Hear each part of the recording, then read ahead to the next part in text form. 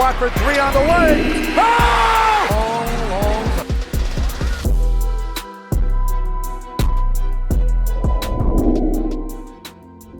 Hello, ladies and gentlemen, and welcome to Indiana Sports Connection. I am your residential anchor, Aaron. Thank you so much for joining me. Now, I have made a lot of rants on this channel about Mike Woodson and why he needs to be fired. This episode today is going to be a little bit more pointed directly at him and some of the main reasons why NBA coaches cannot coach in college basketball, and should we let him go after the season is over? I say, yes, we should. And here are some of the main reasons why. But first, if this is your first time joining me, welcome to Indiana Sports Connection. Join the rocket ship, subscribe to the channel. We are a new channel and we are on our way to 500 subscribers, and you can win Indiana shirts on this channel. So subscribe to the channel and you will be entered to win some home field apparel.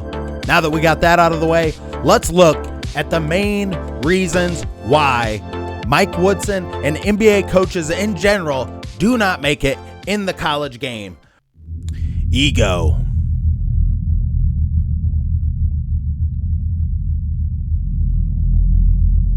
The thing that makes many pro basketball players and athletes in general good at what they do is that they have an immense ego.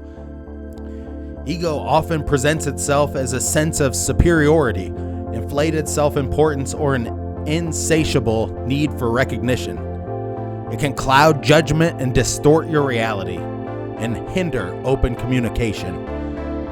When NBA coaches go from the NBA ranks, you go from coaching against the likes of LeBron James and the likes of the best players in the world. How can you deflate your ego and come down to a college level and listen to college level coaches tell you how the game of college basketball is going to be played? If you can't get past the vulnerability of your own ego in these instances, you will never be successful as a college basketball coach. But misguided ego is a very different thing and a very dangerous thing.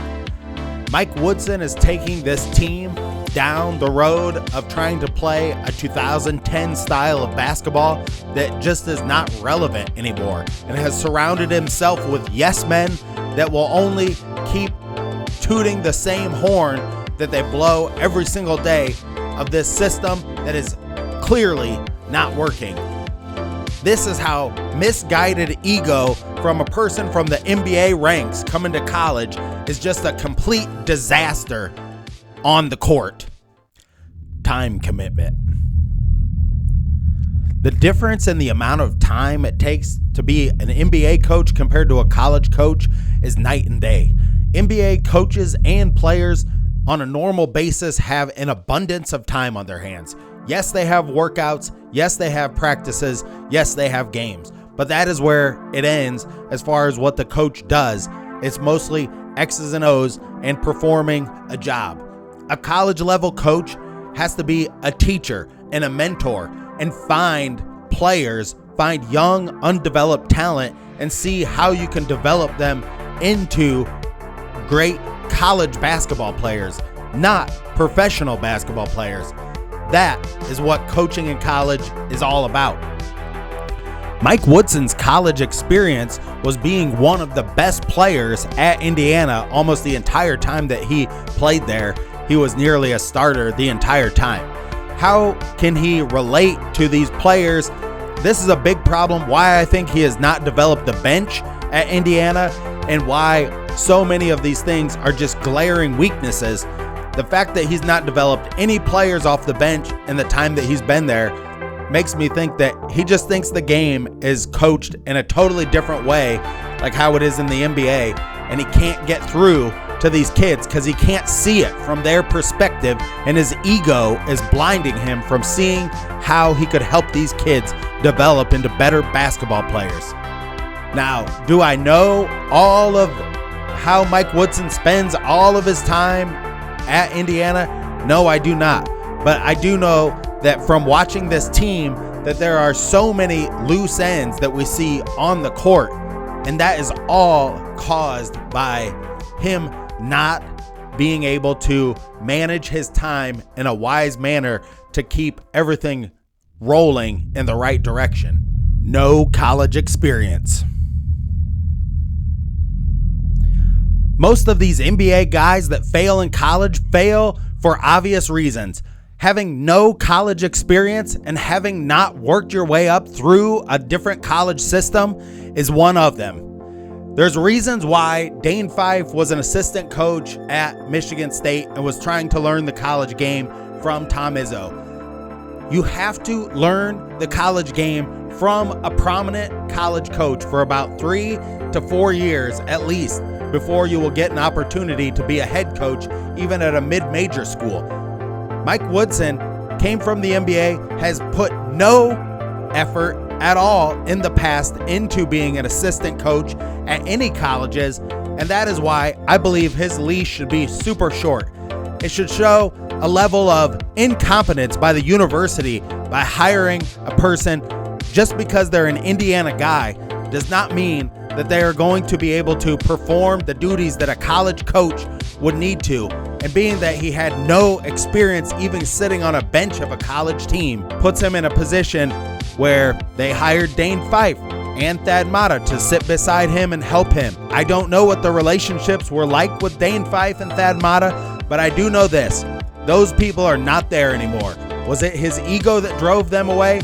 I do not know. We do know that he has no college coaching experience and he is surrounded by other people that also have no college coaching experience, so they will not challenge anything that he says. Building a staff. So when you hire an NBA guy in college basketball, typically he's going to come in and try to hire his own staff. Now, Mike Woodson doesn't know a ton of college basketball coaches or players or anything involved in college basketball, so he just hired some holdovers from Archie Miller.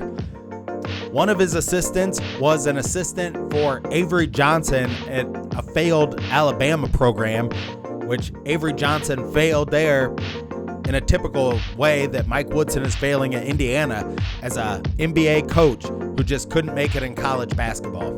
What happened in the instance at Indiana is that Mike Woodson didn't know exactly who to hire for the staff, so Indiana was like, since we're bringing you in, we're going to hire Thad Matta, and Dane Fife will be an associate head coach. This, in many instances, does not work out. The coach feels slighted because people were hired into jobs that he feels like he should have done the hiring for.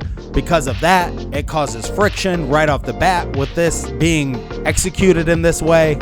So most of the time when these NBA coaches come to college and they're surrounded by different college coaches, they want to get their own people in there, and their own people are NBA people that don't know what they're talking about when it comes to college basketball.